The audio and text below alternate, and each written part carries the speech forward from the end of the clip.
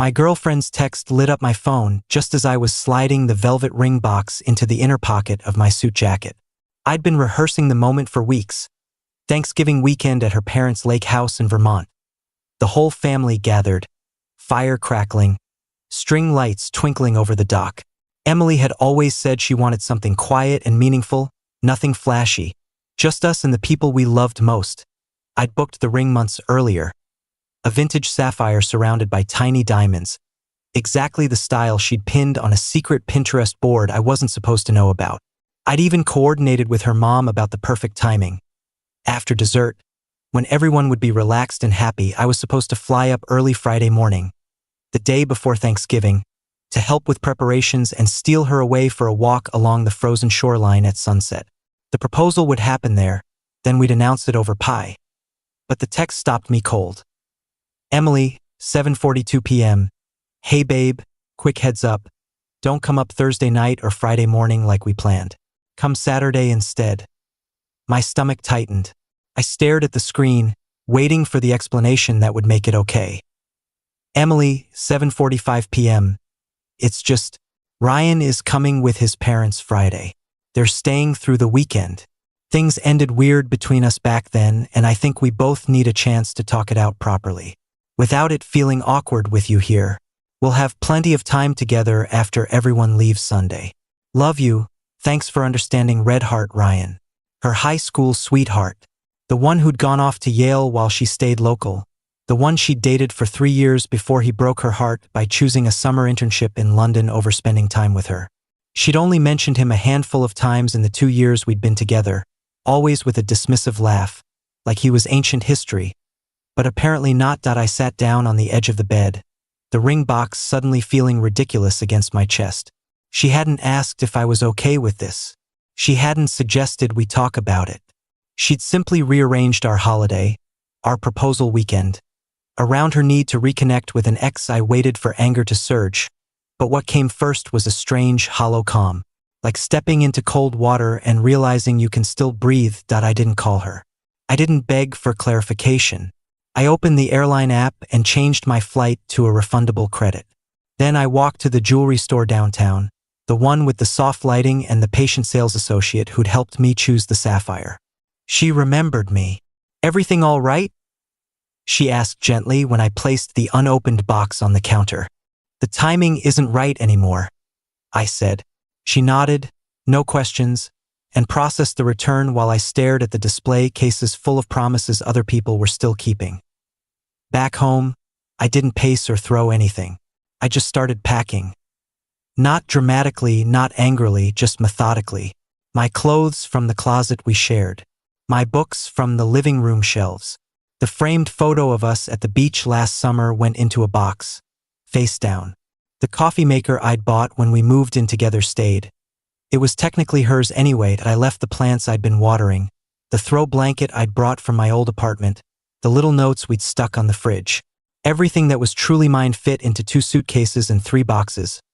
When the apartment looked like it had before I moved in, her furniture, her art on the walls, her life uninterrupted. I left my key on the kitchen island next to the note I'd written in steady handwriting. I've respected your request. I won't be coming for Thanksgiving. Take care. I didn't sign it with love. I drove to my sister's place in Boston that night. Laura opened the door in pajamas, took one look at my face, and stepped aside without a word. Her husband made up the guest room while she poured me a drink I didn't really want. Only after the kids were asleep did she ask, quietly, what happened. I told her everything. When I finished, she was silent for a long moment.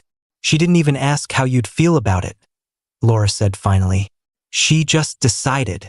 Yeah, I said. That's what made it so clear. Thanksgiving came and went in a blur of my niece's laughter and too much pie.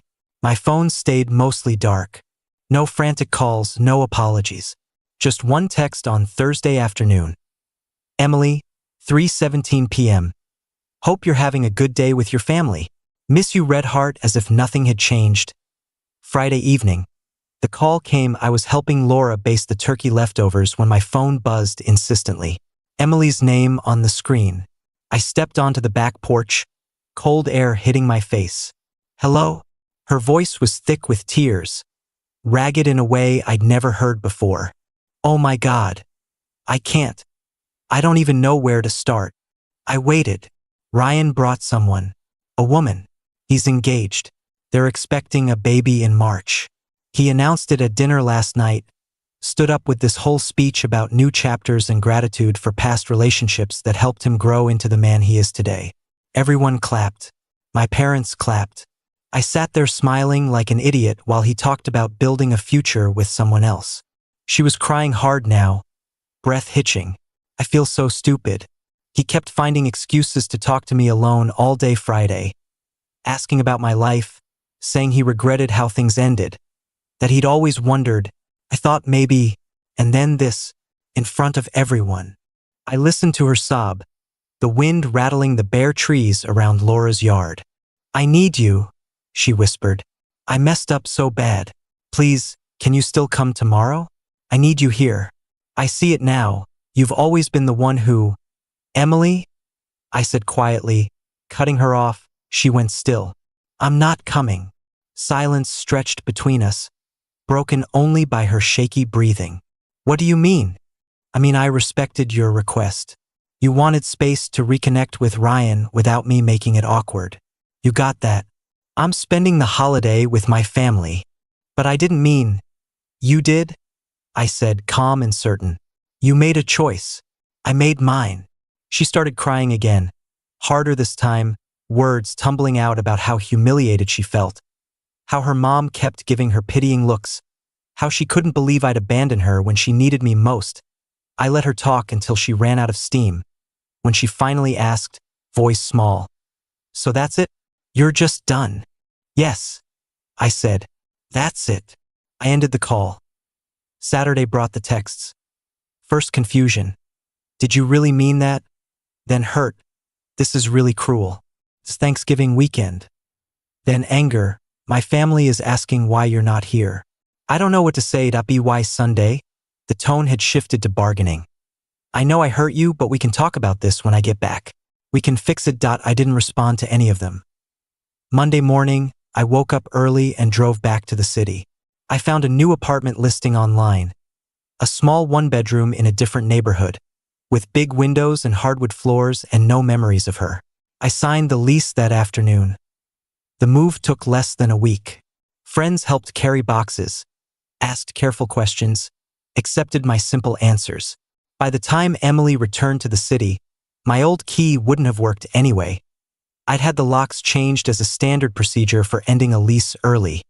She tried calling from her mom's phone when I blocked her number, left voicemails about therapy, about realizing her patterns, about how Ryan had always represented unfinished business, and now she saw how badly she'd handled everything. Her best friend Jess texted me twice. Once to call me heartless, once to say Emily was going through hell, and I should at least give her closure. I didn't reply. Work became my anchor. I'd been good at my job as a graphic designer, but never great. Always balancing deadlines with Emily's social schedule, her friends' events, her needs. Now I poured everything into it. I took on extra projects, stayed late, built a portfolio that caught my creative director's attention. In February, she called me into her office. "There's an opening for senior designer on the new Nike campaign," she said. "It's yours if you want it. Comes with a raise, more responsibility, possible travel to Portland for client meetings." I accepted immediately. The first trip to Portland was in March. I walked along the waterfront after meetings, ate alone at food trucks, slept in hotel rooms that smelled like no one I knew. It was lonely sometimes, but the loneliness felt clean, like space to breathe. Emily's final attempt came in April. An email to my work address. Subject line: "I just want to apologize in person." She wrote about growth, about understanding now how selfish she'd been, about missing the way I made her feel safe and seen. She acknowledged she'd taken me for granted. She said she wasn't asking for another chance, just for the opportunity to say sorry properly and give us both proper closure. I read it twice. Then I created a rule. Any email from her domain went straight to trash, unread. Spring turned to summer. I ran along the river in the mornings, joined a rec soccer league on weekends, started cooking actual meals instead of takeout. My new apartment slowly accumulated pieces of a life that was entirely mine. art I'd chosen myself, plants I remembered to water, quiet evenings with books or music or nothing at all. The real test came in September. Our mutual friends Anna and Tom were getting married at a barn venue upstate. I'd been invited when Emily and I were still together. The RSVP had been for 2. I almost declined. The idea of seeing her again, of navigating that social minefield, made my stomach knot.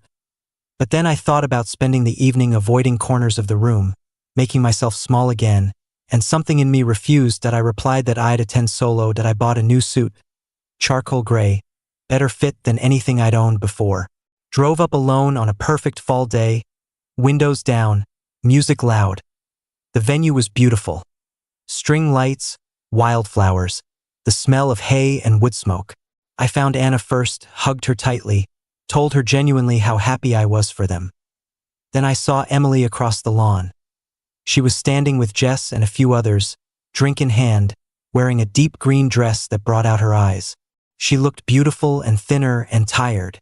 When her gaze found me, her expression cycled quickly. Surprise, something like hope, then careful neutrality. She approached during cocktail hour, while I was talking to Tom about his honeymoon plans. "Hi," she said softly when Tom stepped away. "Hi. You look really good." "Thanks. You too." Awkward silence stretched. She shifted her weight, searching my face for something. Anger, sadness, anything she could respond to.